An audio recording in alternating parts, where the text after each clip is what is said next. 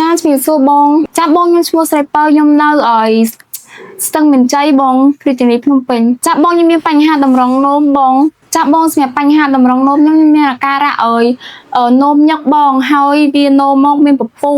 នោមមកឈឺហើយឈឺចង្កេះបងហើយចុករយនៅកន្លែងលើថ្ងៃនេះបងនោមមកមានក្លិនណាបងចាបងតាំងពីខ្ញុំចាប់ប្រើជាមួយរ៉ាសង់តេមកទូច្រើនបងអាការៈដែលខ្ញុំធ្លាប់តែនោមញឹកនោមមកយក4 10ដងហើយហ្នឹងវា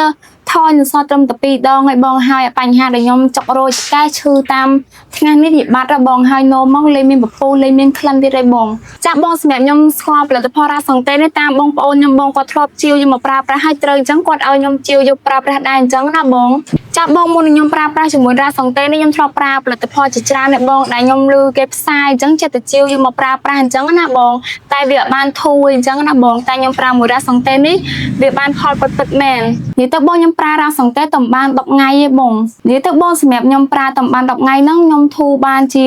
ខ្ទង់50%ទៅ60%ដែរបងនិយាយទៅចង់ផ្ដាំផ្ញើពុកម៉ែបងប្អូនគាត់មានអាការៈឲ្យតម្រងនោមដែលមានអាការៈដូចខ្ញុំ